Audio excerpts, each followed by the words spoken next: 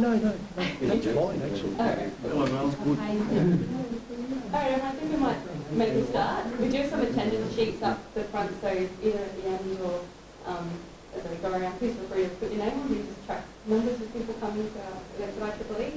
Just to introduce us, this is a co-sponsored event between OES, Oceanographic Engineering Society, and the Institute of Electrical Electronic Engineers, the North Australian Division sector, and also Australian Institute of Marine Science.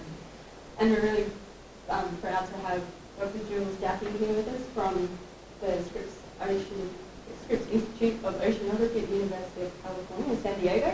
So Jules has come all this way to spend some time with them, to doing some knowledge sharing. And if anyone doesn't know who Jules is, I came across Jules after transitioning from defence into the marine science domain within like 2 weeks. He was an absolute engineering legend. This isn't really a standard bias, sorry, but Jules has over 30 years experience with Scripps. Prior to that, was whole absolute legend in the marine science engineering domain.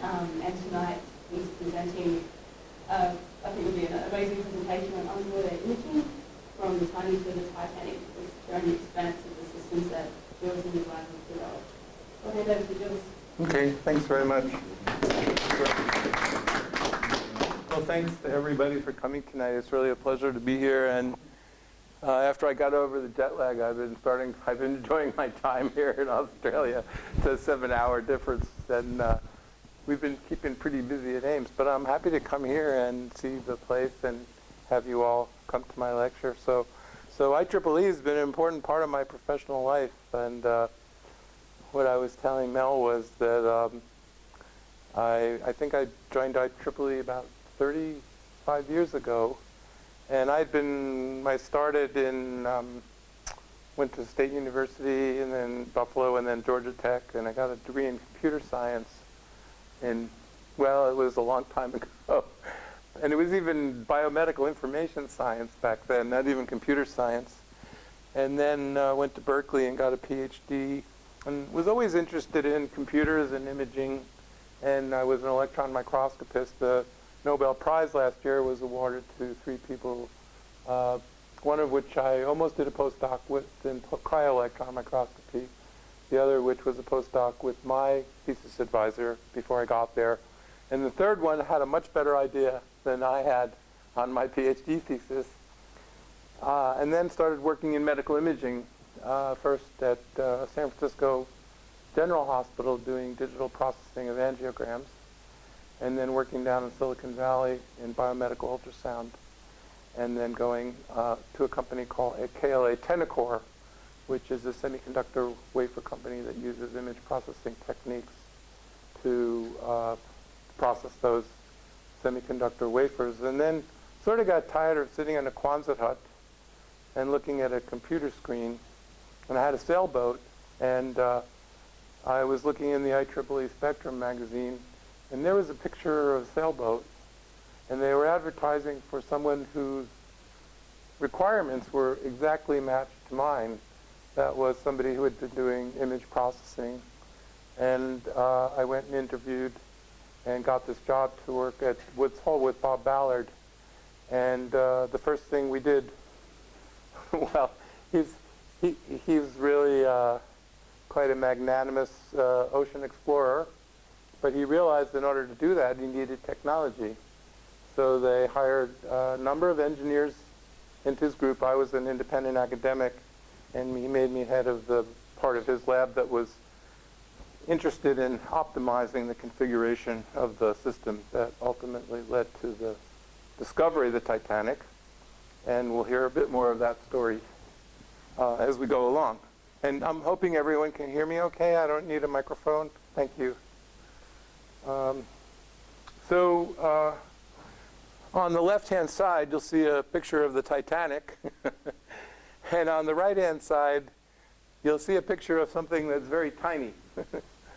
And what we're seeing here is that, the Titanic was 269 meters in size.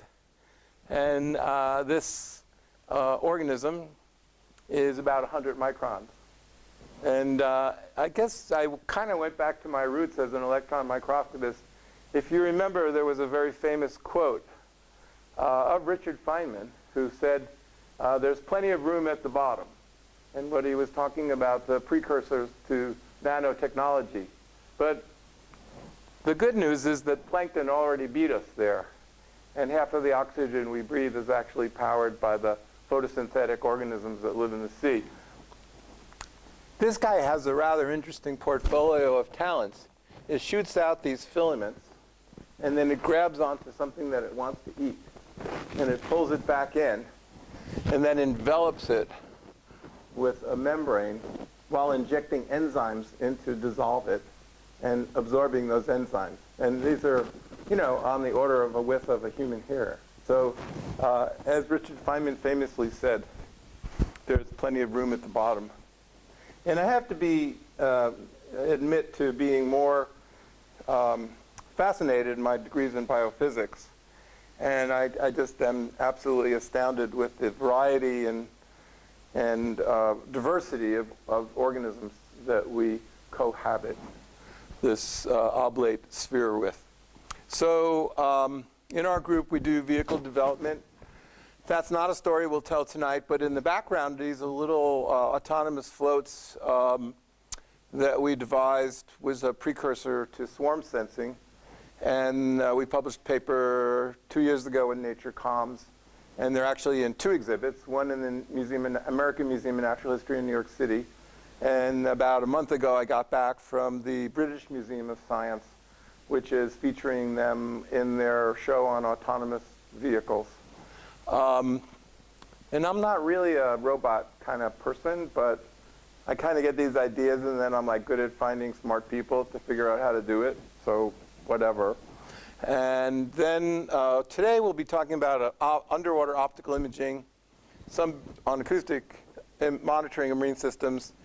And it's really important for me. I feel an obligation, since the government is supporting my work, the state of California, the National Science Foundation, several philanthropic trusts. I feel we need to sort of communicate back to the public what we do for many reasons, encouraging kids and giving people confidence. So I won't be telling much of this story, but when the Malaysian jetliner went down, since I had been involved in the Titanic, I was actually on CNN half a dozen times and wound up co-hosting the show one night in New York City with Don Lemon. And so that was a lot of fun, and I tried to present a compassionate and knowledgeable and trustworthy perspective so that people would understand a bit more about marine engineering, because it's a kind of a backwater, even though most of the planet is covered by water. People look up at the sky and think about sky traveling. 2 of my students are now working for NASA. One is working on the Europa mission to fly a satellite around Europa, remote sensing, and the other is working on a microscope that we might take to a Europa to look for motile organisms. And my comments to them, I'm glad you guys have jobs. NASA's an amazing place to work. But by the time we go to Europa and figure out if there's life there, we'll all be 30 feet underwater. And so it's kind of a sad thing for me. Part of my interest is doing things in situ. So there's a lot of lab systems around that you can study things. And by and large, they provide a huge amount of information. But I think when you're dealing with the natural environment, it's always best to study things in that environment, because there are many variables that you might even know exist and are controlling the processes that you are observing. And it's not an objection to lab experiments, but I also sort of liked going out on boats and liked the sort of business of putting things in the water, and it's very intense and it's a team effort. So we've been mostly focusing on in situ things. And then I decided to name my car in situ. And they wouldn't give me the in situ license plate in California. I think anything with a U on the end of it, they're not allowing us to do that because of the permutations of that might not be so friendly. So I thought in situ, would be kind of poetic. And then I had this picture before I sold my car. that's me as a giant plankton on the way to the car. Now I'm driving an electric car. It's really good to get high torque at low RPM. I love it. And it's really cheap, and gas keeps going up. So I drive a Chevy Bolt, even though the South Koreans designed it. It's a Chevy. Okay, a list of things. So I thought I would sort of, I don't like present lists, but I thought I'd sort of focus my attention on a few things that I wanted to tell you about what I do in my lab. And so I'm going to talk about optical imaging. I thought it'd be fun to talk about sound. And this is something that I didn't talk about yesterday at AIM. So if you were there, you don't have to hear that again. There's a few other things that you'll hear again, or see again, but not that. And then talk about observing plankton populations using cameras and artificial intelligence. As you know, many of you being engineers, the real frontiers now, one of the frontiers is in the artificial intelligence. And I sort of started my interest in neuroscience as an undergraduate, reading, you know, Minsky and Papert and neural nets and automata theory and all those kind of wonderful things that, you know, thinking about brains and computers.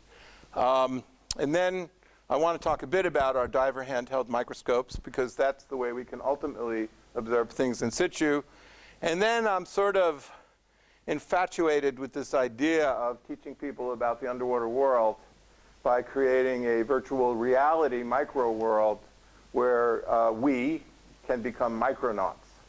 And we had a piece in the New York Times a couple of years ago, and I've been working with them a bit, and they're really, really interested. If I can ever pull that off, it will then be. And the idea, as some of you are professors here, is to communicate information to students in a way that they communicate with the world.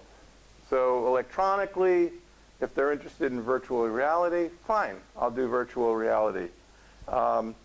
Anything that stimulates the high bandwidth transfer of information in a way that you can learn. And I'm also infatuated with nonverbal learning, and that's why I love images. Because the major part of your cerebral cortex is not about sound, although I do love sound. It's about vision.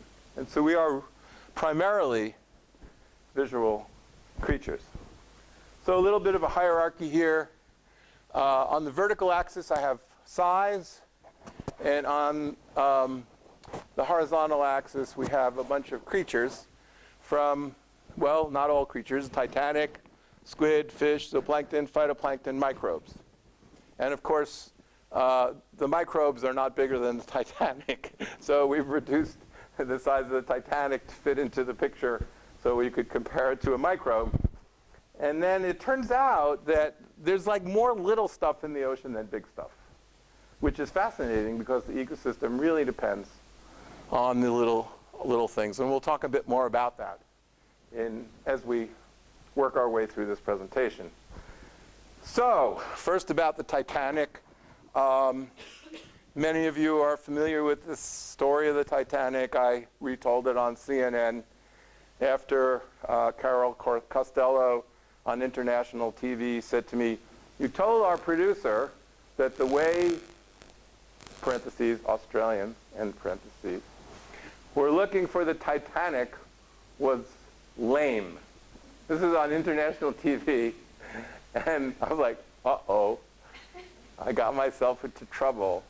And then I said, well, I didn't really mean it that way. What I meant was you have a sound source that we can compute how loud it is and how far away you could be to hear it. This was the pinger. A couple of kilometers at 5,000 meters, 6,000 meters, in a place where nobody knew where it went into the ocean. And you had that 600-foot boat, which is amazing for those kinds of seas and conditions, and one hydrophone, which is traditional. And she said, well, how would you do it? And I said, well, I would create swarms of underwater vehicles. Well, why aren't we doing that now? I said, well, you know, if we lose a plane every 6 years, there's no commercial interest. So imagine 100 hydrophones that are freely drifting down in the ocean, and one of them could be close enough to actually hear that pinger. It would come to the surface. So you didn't really do anything wrong. And I want to make sure this is still on because I think I might have switched it off. We didn't have a locus, and the traditional technologies like side scan, because of the underwater terrain, were not that easy. So it was kind of fun, and I got myself out of trouble. And we told them about marine technology, which was my objective. So, of course, Titanic was lost. Famous ship, the stories abound. I didn't quite make it through the movie, although my mother loved it. And it was really a famous thing, and I was asked why people were infatuated with it, even though I don't have a special angle on it. But I think the idea that we were subject to the forces of nature, A, and B, that all people in all classes were subject to their mortality, was scary and also leveling. And of course, what made it really famous was the fact that many survivors made it back to tell the story, right? I mean, if they were all wiped out, it wouldn't have been so famous because people couldn't have come back to tell us what it was like. So, how do we find things in the ocean? So I used an example, and this talk, part of this talk was given on the 100th anniversary of the sinking of the Titanic when I gave it at Scripps. So I used the 447 Air France disaster to illustrate a successful operation for finding a black box.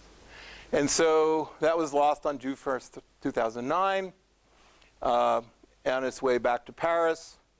And we knew exactly where it went down. So we had a good locus. And the idea is that you take something called the side scan sonar, which was invented by a famous engineer, Doc Edgerton. If some of you knew about Doc Edgerton, I got to meet him when he was at Woods Hole. He was essentially the inventor of the strobe light, and he had a company called EG&G. And I went back to his lab with him one day, and he was in his 80s at the time. And he walked in the lab and said to the students, "This is supposed to be a high-speed lab. Start moving faster." And he thought that was funny at the time. The guy is a total genius. He invented the side scan sonar. He was the first one to use shadowgraph to take pictures of plankton. So it was really fun to get to know Doc, even a little bit. So you locate it with sound. And then once you have some targets, you go back to verify with optics. So what did the wreck of 447 look like on the third time? They spent like $24 million. My friend Dave Gallo, who was brought into Woods Hole about the time I was leaving, was the chief scientist in that crew. And here's what the side scan images look like, which they used to say, oh, maybe that's the wreck of 447. So based on Mel's face, she's like, you're kidding me. They thought that was a sunken jetliner. Well, luckily, the surrounding area was not very, torturous, like the Indian Ocean, where the Malaysian jetliner went down. So when they went to investigate it on the third try, and after $24 million, wow, they found the engines. And they did, in fact, identify the 447. They did, in fact, then retrieve the black box. And they found out these things, these pitot tubes, were sort of out of whack, and I'm not a fluid or hydro or aerodynamic person, so I don't really understand what went wrong. But they did find the wreck that way. So what about the Titanic? We knew that it left Southampton, stopped off in Cherbourg, left Queenstown, and somewhere, we didn't have GPS, there were some sightings, we did have sort of Morse code, went down somewhere in this probably 100-kilometer square area in 1912. And so it was sort of funny. I'm an electron microscopist, and I get into this ocean thing, and I go to Woods Hole. I'm a New Yorker, and I meet this guy, Bob Ballard. And 1984, that's what I looked like. It was prematurely gray at one point, just in case you were wondering. I don't know what it is. I'm glad I still have it, actually. So Ballard says to me, I want to find the Titanic. This was so outside of my realm of reality. I mean, you know, I was inspecting semiconductor wafers for 6 months. And I was like, what? Yeah, sure. Okay.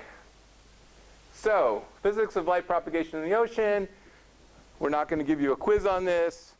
What I want to emphasize the fact is that when we design instruments, the first thing we need to know is the physics of how whatever we're working with works. So in the case of light, I'm not solving Maxwell's equations. I never was very good at that. I did enough to get a good, you know, fairly good GPA in physics. But we know absorption, attenuation, scattering, and we use that as a way to simulate what the system might see and to optimize the design of that system. So the base is the physics, and then the design is layered on top of the physics. And it turned out that the best place in the world for doing underwater optical imaging was, in fact, where I am now, Scripps Institution of Oceanography. Because in the 60s, there was a fellow at MIT called Siebert Q. Duntley, who was recruited to go to San Diego. And there's a Navy base there if you've been to Point Loma. And he created a place called the Visibility Lab. And I actually was a member of Optical Society for many years. And he won a medal. And that was, when I first started working for Ballard, he was like, go to Scripps and find out what those guys are doing. Because I want you to help me design the optical imaging system that I'm going to use to find the Titanic. So I went out there, and they had, this was back when we were programming in Fortran, and we took what they did, and we upgraded it, and we wrote faster programs. And we were actually able to simulate propagation of light in the ocean. And we could optimize. So the analogy I use is when you're driving through a fog bank, and you turn your brights on, you don't see further, because it's the backscatter that you're seeing. So you're optimizing the cone of illumination with the cone of vision so that you see the reflective objects that you're interested in without being obscured by the near-field scattering of the particles that are in the water. And that's why many of the cars have the fog lights really, really low, so that the two intersections of those cones are optimized. So we wrote this program, and we ran it, and Ballard had already secured the funding, and I was his resident optical physicist. I spun that up pretty quickly. It wasn't that complicated, to be honest. And the transition was from 35 millimeter film to video. So in the case of 35 millimeter film, you do your survey, you get the vehicle back, you rush into the darkroom. If many of you are old enough to remember what those things smelled like, it was awful. And then you're looking at it going, oh, I saw that rock 32 hours ago. So what do you do now? Well, you have a navigation system, so you knew where you were. And then Ballard said, look, if I can create a sled with a video system, I can actually watch that in real time. And then I can optimize my strategy based on information that I'm getting now, as opposed to waiting 32 hours. And the deep, dark secret of Ballard that I finally pried out of him after working with him for a year or two was that he had a photographic memory. And he worked with a fellow at Woods Hole, a wonderful elderly geologist at the time, who I'm probably like the same age as that guy was back then. And IEEE taught him how to do mosaicing. That means you take images that are small snippets, and you put them together so that you can get the big picture. And Ballard could actually do that in his head. He could use his photographic memory and the knowledge of how to mosaic from IEEE to become an expert in search, because all you see is a very small part of the sea floor. But if he was also a geologist, or is a geologist, and so when you get that big picture, you can optimize your search algorithm. So they built the Argo. I was part of the team helping to design the placement of lights and cameras, which pretty much meant you put the lights and cameras as far away as possible, but make sure you got enough light in the field of view of the camera. The unknown parts of this, of course, are what are the optical properties of the ocean. at, 15,000 feet. And the ocean is not that cloudy. The further down you go, actually gets more and more clear because the little bacteria guys in the ocean eat up all the marine snow and a lot of the particulate stuff. So it gets more clear, except in areas where like hydrothermal vents where you're spewing out various things. So what did we do? We went out with sonar, wonderful sonar that the French, if you're familiar with IFREMER, the French Technical Society that does a lot of engineering, they built a beautiful side-scan sonar. And they decided they were going to go find targets like we had shown you for 447. And then Ballard was going to go out for the optical system and figure out which one of those were the Titanic. Except guess what happened? The French didn't identify any targets that they thought were a man-made construction. So now Ballard's going out there, no knowledge of where it might be localized, and within 3 days they actually ran over one of the boilers and they had a book. Now I wasn't on the ship, and partly it's because I was a little snotty and I didn't really want to work for him, and I wasn't really there to find the Titanic. I wanted to invent new instruments and do academic work. The other part was he made everybody wear these blue jumpsuits.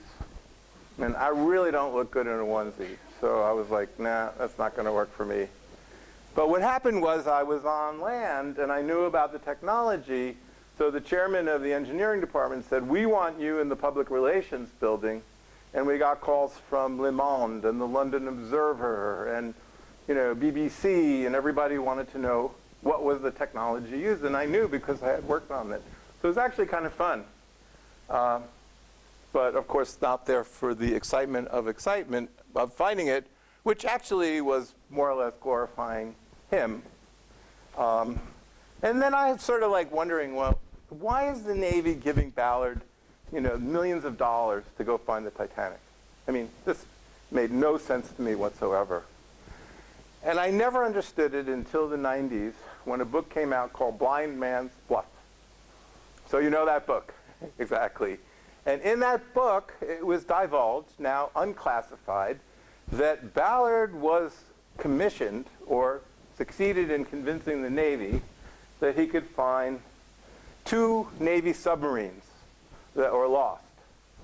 Scorpion and Thresher. Huge disasters. Nuclear submarines that were lost. 68, 63. Sadly, sailors died. 2 nuclear-tipped torpedoes. Scary. Somebody else might get them. This, I've never been able to find what was on Thresher. So actually, what Ballard said was, look, you give me these millions of dollars, and I'll go survey those sites, because you know exactly where they are. And then after I do that, and I'm successful, and I turn over all that information to you, I want to go find Titanic. And they're like, okay. And I never knew this when I worked in his lab until I read Blind Man's Bluff like 20 years later. I could have been cleared into the program, but I didn't have a need to know because I wasn't going on the ship. So it's sort of an interesting story from that point of view. And as I said, Ballard was commissioned by the Navy. And the thing about it was the previous deep submergence technologies where you go down in a bathyscaphe, like the Alvin, a 7-meter diameter titanium sphere. The Navy had 2 others. So there were 3 manufactured, Seacliff, Turtle, Alvin. Alvin did, I think, 6,000 meters. Seacliff and Turtle did 9,000 meters. But it's not a good way to search. It takes 3 hours to get down, And then you have a couple hours on site, and you're not going very fast. Then you got to come back up. So the development of underwater video real-time observation gave you that 24/7 capability with the adaptability, if you saw something cool, that you could go work on it and find it. And I'm sure that helped find Thresher and Scorpion. Okay, so let's move into another scale. And I want to talk about my student, Camille Pagniello, I've been working with her. And one of the things we're very concerned about is the overexploitation of marine resources like fish and overfishing. And so in order to understand what the populations are, management wants to know, in order to advise management about what to do with the populations and to prevent people from overfishing, we'd like to know what's there. And of course, as you probably know, sound travels quite far in the sea, and light doesn't travel as far. Depends on what frequency sound. But medium, up to, well, I don't have the attenuation curves offhand, but up to a kilohertz, you can hear stuff at least a couple hundred meters away, maybe even further. And actually, this was the problem with the Malaysian jetliner, because when we ran the sonar equation, the pinger is quite high, and so you only had a kilometer or two to be able to have enough signal to noise to hear it. So with Camille, myself and another scientist, designed a system, but first we wanted to highlight, these are, so if for your, sort of to get yourself registered, here's San Diego. So Mexico starts down here, and we work right about there. Scripps Institution of Oceanography, and there's Los Angeles and Point Conception. And these are all marine protected areas. And they're different. The details are probably not that important, but they're restricted in various kinds of ways. And so we'd like to kind of know what's there so we can advise the management about what to do. So I really like this slide that Camille made. And we decided, we would try to use the vocalizations of fish as a way to understand what the populations were and perhaps their abundance. So if you understand whale research, that's used all the time. And so we devised a system that allowed us to both listen to the fish and then to try and identify which of the fish were making sounds. And so this is how primitive the discovery basis of oceanography is. We have a pier where I work, and we put our microscopes, you'll see in a little while. And I said to my engineer, let's just put an underwater microphone out there, just to see what we might hear, or to hear what we might hear. So we put this thing out, and we heard, and then we said to these other people who are fisheries biologists and the guy that does all these surveys, we heard, and he said, well, the fish are only making noise when they're spawning. In other words, the females are releasing eggs, and the males are releasing sperm, and then they get together and make babies. And, they're not spawning. That's not the right time of the year. So they said, well, we want to hear them. So they came to my office and like, yeah, it sounds like the fish are, and they're not spawning. And then when they actually built this system, they're like, yeah, those fish are out there making sounds all the time. So it's kind of like we don't really know what's going on. And I love this idea that we can be discovery-based and hear things and see things as people never heard or saw before. So how do we figure out what's going on? Well, I also wanted to give you a feeling for where we work. So these are kelp forests off the coast of San Diego. Kelps can grow a foot a day. They're unbelievably, if they've got enough nutrients and the water's not too warm, and it's been getting warmer. So these are the kind of places where we are adjacent to, and this is actually an enhanced image that a friend of ours made, and she's developed some amazing colors. This is not just a gamma curve. She's actually incorporated the physics. And we know what fish are there. Why? Because we fish them, and we catch them, and we count them. But we haven't listened to them. And so these are all the fish that are there. And it's known that 19 of them are soniferous. So sonoriferous means they make sounds, like a sonar. So I said to them, well, how do they know they're soniferous? So if they don't know which one it is, they say, well, we get them on the boat, and they're making these sounds. So we figure they're doing the same thing in the water. So we'd like to know how many of these fish are out there and what they're doing. So we devised this technology. It's not very sophisticated. Basically, we took these Sony A7S cameras, which are really nice, very sensitive, a couple $1,000s, put them in housings, wrote a bunch of software, put in some Witty Pies or whatever those computers are to control them, which was non-trivial. And then we also put in the hydrophone so we could take pictures at the same time that we were listening and try to figure out, and these are kind of funny, these are little sticks with fish targets, FLOs, fish-like objects on them to test the performance of the system in these kelp forests. So we were really astounded at how well this camera, it's a consumer grade. My son is a filmmaker. He actually has one he bought for making films. We saw, so here this axis is light intensity, time of day. Okay. Sunrise, sunset. So, and this is in a kelp forest, so there's a lot of plants around and the water's not that clear. So here you're seeing a half hour before sunrise, we're actually able to have enough low light sensitivity to see the fish. And here you're seeing, so it goes to 0. I said, look, you can't show that going to 0. It's just a crummy light meter. If it was more counting photons like an APD or something, we'd see some light level. And here, you know, things get darker, but we're still seeing fish. And this is, you know, a cheapo sort of light meter.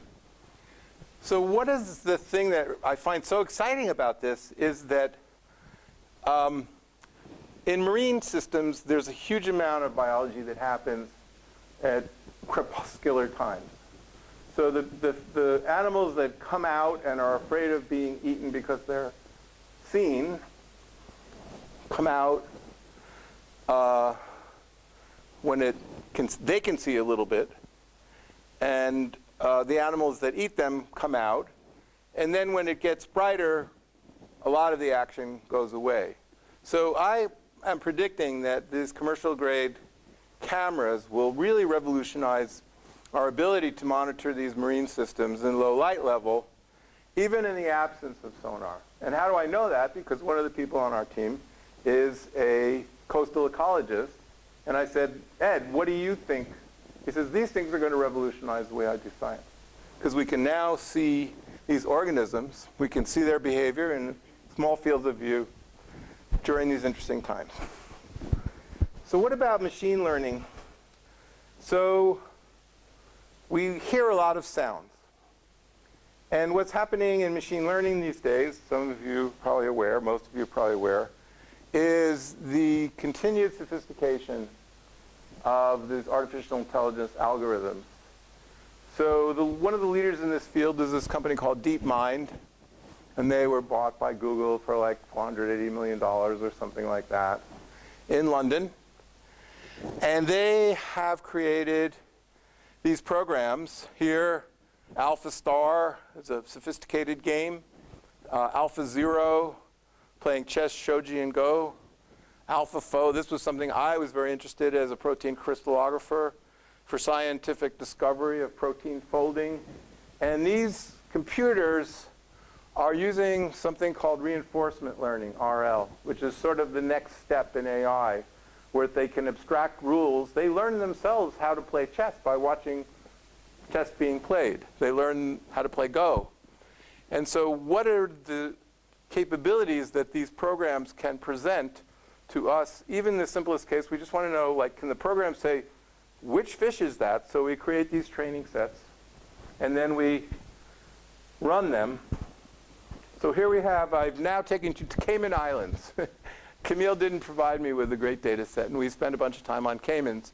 And we're doing the same thing, except we're mostly just listening to the fish. So I thought it might be fun to play a couple of fish calls for you. And what you're seeing here, if you don't know what this is, then I'm not going to be able to explain it to you in 3 seconds. But if you know what a spectrum is, then you're going to go, oh, that's a spectrum. So this is intensity coded in color. This is time. This is frequency. And what you're seeing is the time evolving sound as a function of frequency. So those are audio spectra. So let's listen to a couple of these fish. Red hind.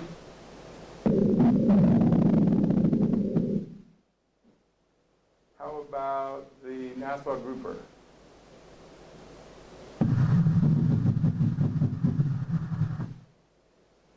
Yellowfin.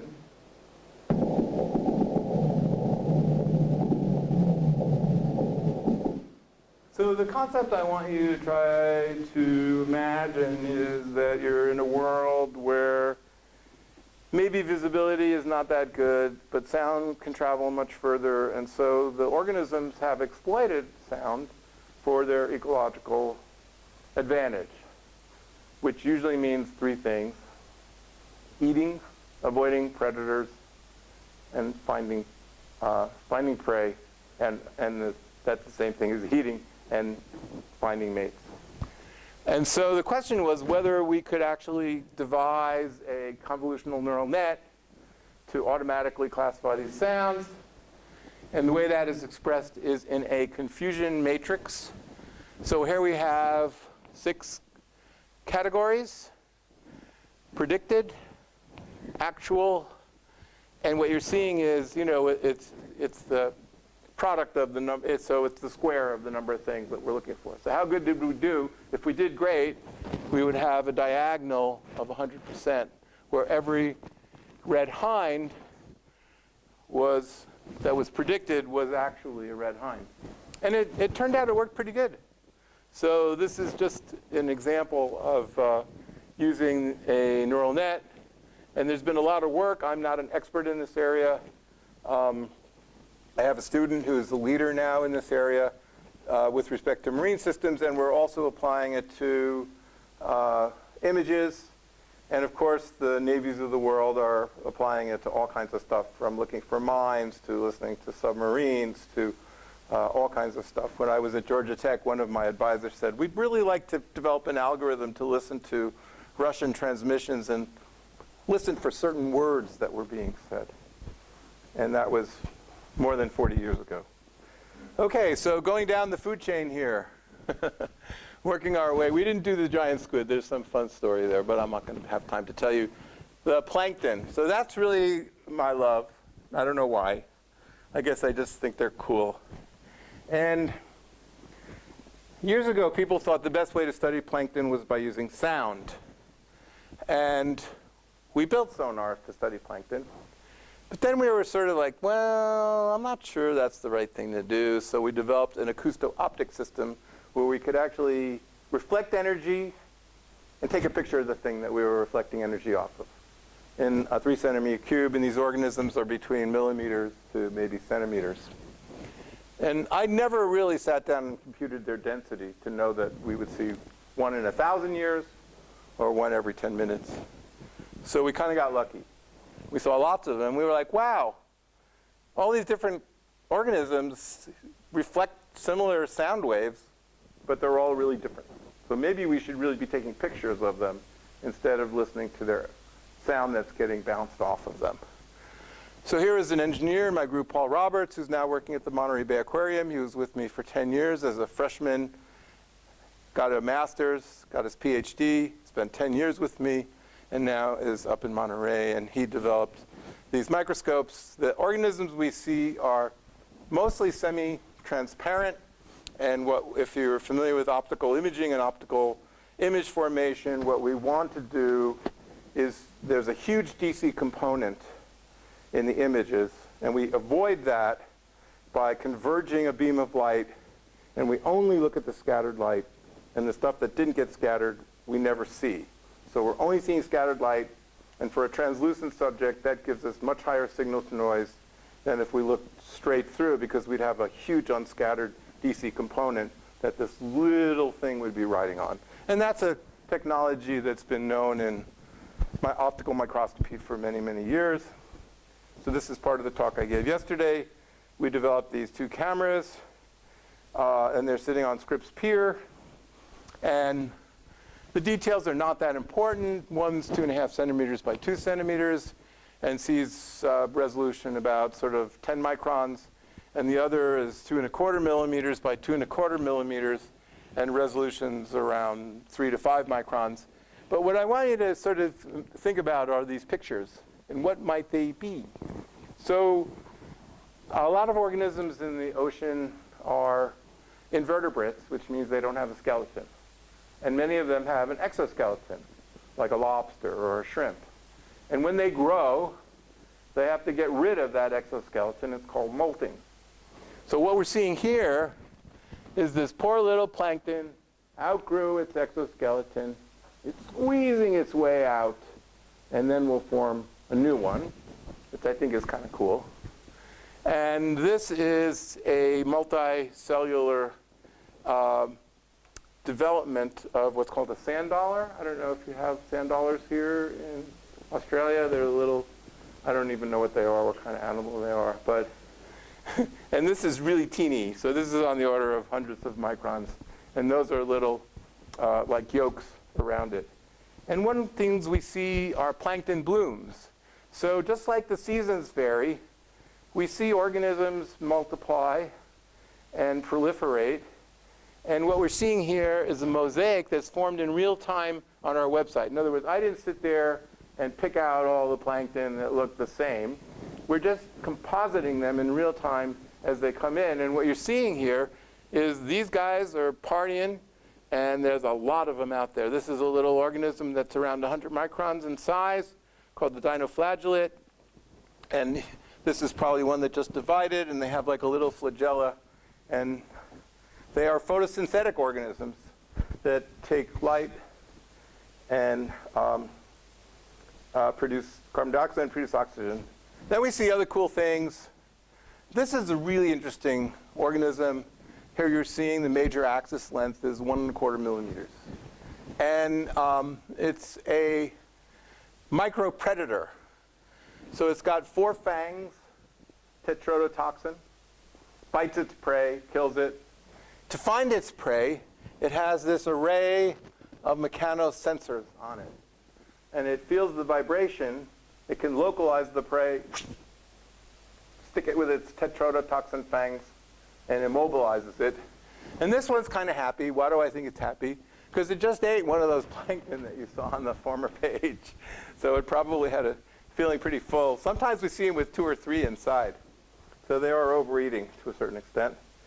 Where the Exxon Valdez went down, we were very interested in understanding hopefully the restoration of that system.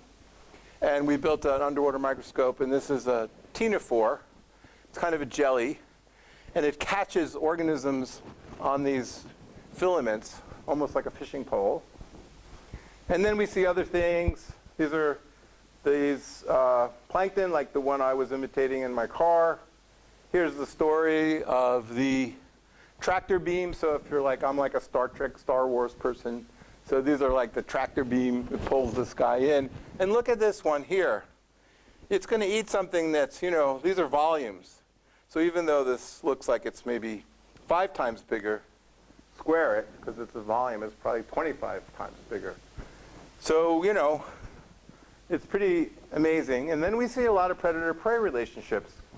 So these are diatoms. They're essentially glass, silica, with photosynthetic ability.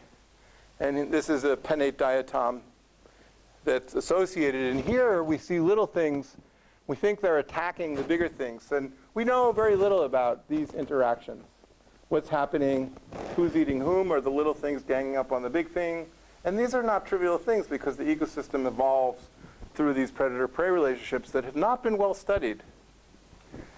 So we were interested in taking our underwater microscopes to the Cayman Islands and towing them around. Typically, oceanographers would not have these microscopes.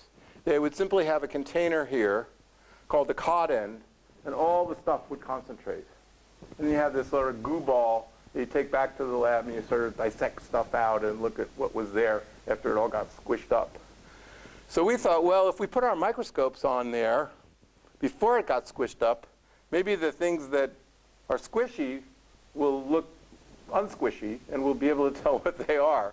And it worked great, even though one of my colleagues was very negative about it, which I'm very happy that I was able to prove him wrong. So here you're seeing a bunch of the things that we saw.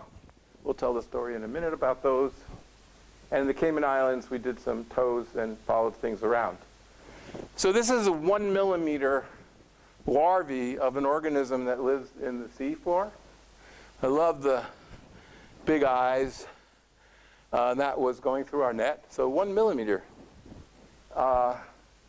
This is not a great picture, but I really have a strong affection for this little crustacean. It's about 1 millimeter, and it has the amazing capability of adjusting its reflectivity. It's iridescent, which is not to be confused with bioluminescence. Bioluminescence is when it emits light, and iridescence is when the light that falls on it is modified and reflected. And so you see the reflection of this organism and its ability. Columbus described those when he came to the New World. Spiny lobsters go through 10 molts. Talk about a midlife crisis. Cool eyes, another millimeter organism that we saw in the Caymans. And in San Diego, we're big fans of Dr. Seuss because he's from San Diego. Instead of green eggs and ham, we have green eggs and copepods. And this is a female voracious raptor. Rips their prey apart and sort of eats the appendices like little chicken wings and things like that. An organism that is a salp, and it's actually captured one of those crustaceans. So we see these amazing images, and I must say that even if I didn't learn science, I'd still enjoy looking at the images. So this has to do more with now what we're thinking of working with Ames on our underwater microscope. So years ago, we got some money from a foundation called the Keck Foundation. They are a $3 billion philanthropic trust, and they give out maybe a couple of dozen $1 million grants per year. And we had to get the slot from UCSD to even have them look at our idea.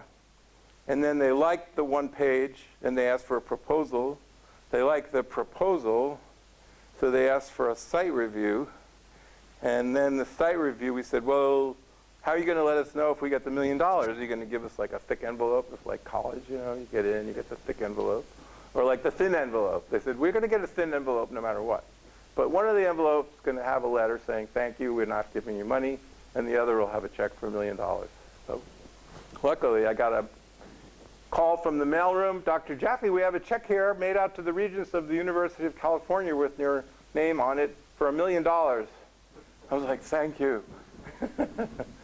So we took some of that money, and we thought, you know, it would be really cool to develop a diver handheld underwater microscope, because we hadn't known we knew that they weren't any, and we thought there were a lot of really cool things to look at, including corals, in situ, as this story started.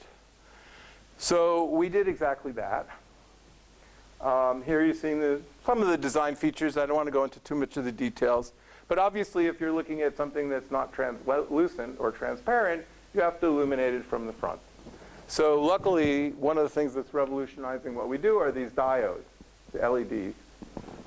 More powerful, more efficient all the time. And we created this microscope here and started looking at, and one of the really cool things, you heard about this yesterday, you'll hear it again, was that the semiconductor wafer inspection industry had started to develop lenses to see, you know, everything's getting littler, littler, littler. And they want to see it from pretty far away. Far away meaning, you know, 5, 10 centimeters. So we started looking around at the commercial availability of lenses that could see little things far away. And all of a sudden it was like, wow, this is cool. We could be 6.8 centimeters away from something, and we could see it at 2.2 microns, which is, you know, sort of 4 times, you know, green light. And you're really getting into very, very small things, bacteria around a micron. So with the advent of the commercial availability of these long working distance, high resolution lenses and the light emitting diodes, we were able to build underwater microscopes that allow us to see corals. And these little dots are the little photosynthetic symbionts that live inside of corals. And it's diver handheld. So this is a lab picture that was really great. One of my postdocs had done a lot of work in fluorescence imaging. And what's really great about this image is you shine blue light on a coral, and it converts that to red light from the chlorophyll and green light from a protein called the green fluorescent protein. And there's a whole story. I mean, in the 70s, when I was getting my PhD in protein crystallography, we never imagined that proteins could fluoresce. Yet, when they were discovered in jellyfish, they could then be incorporated into the DNA of organisms, and we could use them in a developmental biological context to see which genes were being expressed because they were fluorescently labeled. Revolutionized cell biology. So here they are, the green fluorescent proteins. And you can see these little beads. You know, when I was really young, we used to have these like gumball machines, you know, you put money in. But this is like the gumball machines. And those are 10 microns. So we really have the resolution and the illumination capability to now start to see into this microscopic world. Now, this was a lab picture, but we did develop the underwater microscopes. And when we took this system to Israel, and we put two corals together that were enemies, we found something that people already knew, that they were going to kill each other. And how do they do that? So this field of view is 2.8 millimeters by 2.4. We've compressed 2.5 hours into 30 seconds. But watch what happens. This coral on the left is squirting out something close to its intestines and spraying proteases all over the coral that it is competing with for space. So whenever I fly into New York or any major city, I always think they're competing for light and space, and the same thing happens in the corals. Yet when we put two corals together that were the same species, they never fought. So when I give this lecture to kids and everyone, including everybody in this room, I go, well, we're all the same species. Why are we fighting? So you see, the corals are actually more humane than the humans in some sense. So that was sort of a hit. And then the other message that I amplify to kids when I give this talk is, look, I published this in Nature Comms, which is a really great journal. And then I'm a New York Times kind of guy, a New Yorker. And I thought, you know, they have this science column, and maybe they'd like to do a feature on our microscope. And they did. And I didn't know anybody there. So the message to our students I try to enforce is that I'm not using connections. You know, I just sent it to them like you submit a journal article. Submit it to the Ocean Engineering Journal. We're not going to look at your last name, your ethnicity, or your gender, or anything about you. We're going to judge your article based on the quality of what you're doing. And I love that about science, that it's an equalizer based on quality. And of course, there are perturbations on that, which we try to avoid. But we got lots of publicity after it was on the front page of the New York Times for a week. And what I liked about that was the same thing I liked about being on CNN, that I could communicate to the public our marine technology and in the context of the ocean and the wonderful things that are there. And Andy was great. So let's talk now about another scale, microbes. So here's a person. In the university, everything has to be gender neutral now, so you can see, you know, gender neutral, 2 arms, 2 legs. And here's a microbe. But human male, average 175 pounds, not me. 2 pounds of you have about 2 pounds of microbes in you. Don't take it personally. But as you know, it's part of your ecosystem. And we're finding out more and more how those microbes modulate our ability to digest food. They affect our health. Yet, when we look in the ocean, whales. Everybody loves whales. I like whales. Not as much as microbes. What about the biomass?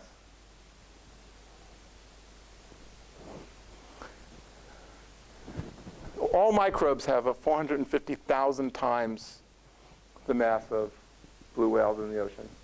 And when I give lectures sometimes to less educated audiences, people are informed, they say, well, you know, here's the way the microbes work. Like, you're breathing now, you know, your blood cells are like 5 microns, you know. When the midwater, the crisis happened in the Gulf of Mexico, spewing out tons of hydrocarbons, a lot of it sat at 1,000 meters, and the microbes are the ones that ate that all up. And it's also true in the ocean. This is a eukaryote, the smallest known eukaryote. It's a half a micron size. So here we see that an estimated, 3.6 times 10 to the 30th microbial cells of untold diversity account for 90% of the total oceanic biomass. So point is they're important.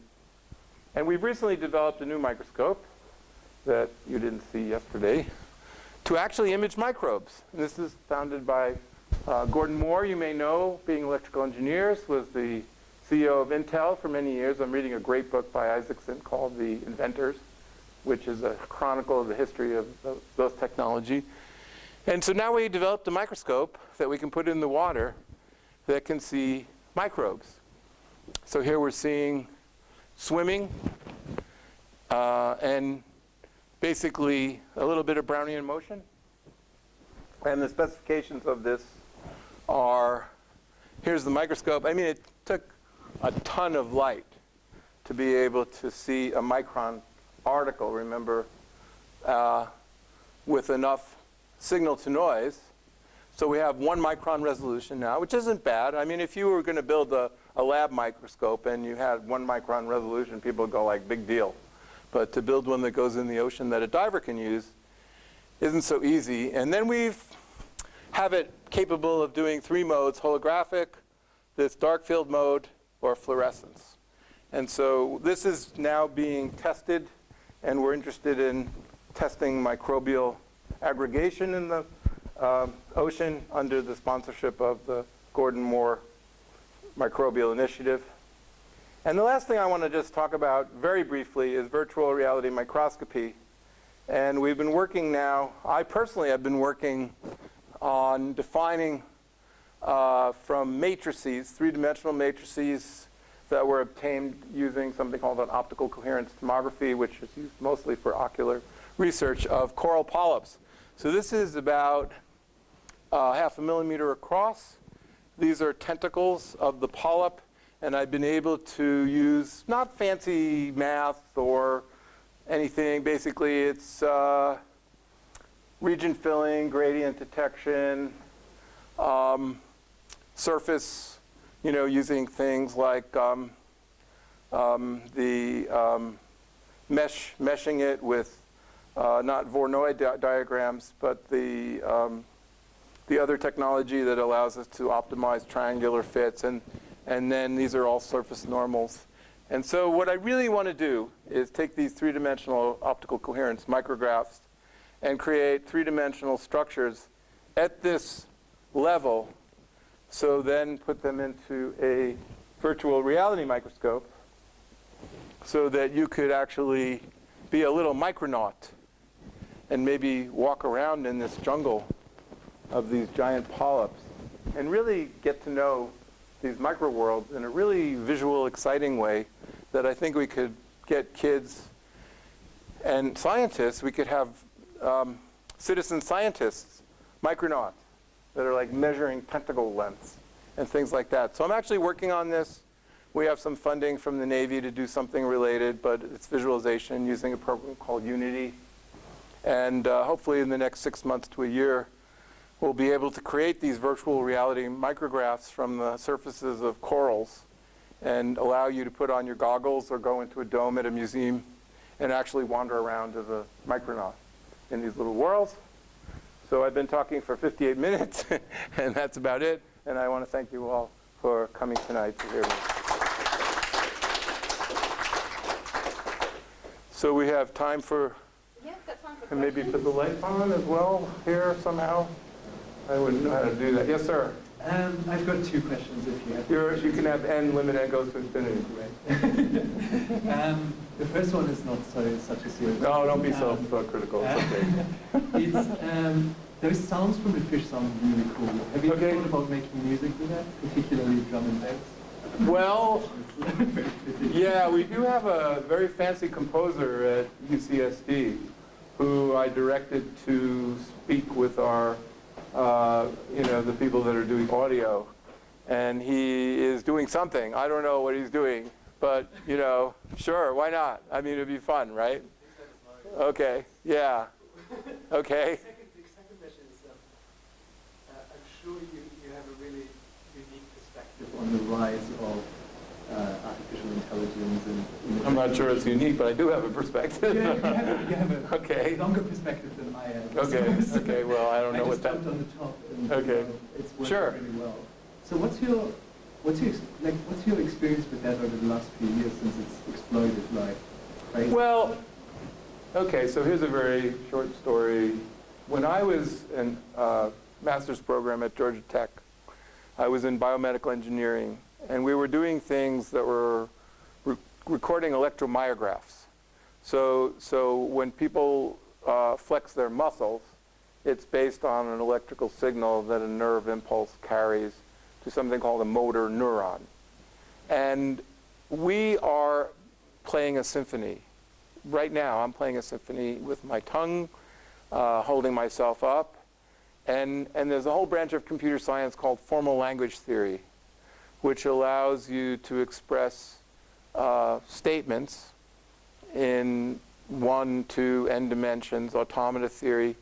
And I think what's going to start happening, and I saw a little bit of it a couple of weeks ago, we had a scientist, is that, you know, I'm on a bioobservation panel that our director organized with the international organization, and imagine now we have 100 species and we're measuring their abundances as a function of time. I really think these game-playing computers that can learn how to play a game are really going to start to help us learn the science together. And, you know, I'm not a big fan of Ray Kurzweil. The singularity, I think, is already passed in his brain. But I'm excited about the potential for scientific insight that can be facilitated by understanding, in some sense, the language of science. In other words, and if you look at that motor neuron thing, we could assist paraplegics in artificial nerve stimulation by decoding the language of how motor neurons are stimulated. And so the things that I'm interested in is decoding scientific information and making and creating understanding of the causality or probabilistic relationships of things in the real world. I'm really excited about. I was interviewed by this magazine, and they said it was tech oriented, and what are the things you're most excited about, and what are the things that you're most worried about? And I mentioned two things. One was artificial intelligence. It's like nuclear energy. You can use it for power or war. Hopefully we don't have another Chernobyl. But AI is like that. And one of my good friends, Dave Kriegman, who's at UCSD, has developed some programs called CoralNet for automated classification of corals. As you know about Dave. He's a good friend, really wonderful guy. And you know, automated face recognition and personal privacy. There's a lot of potential for you know, invasion of privacy.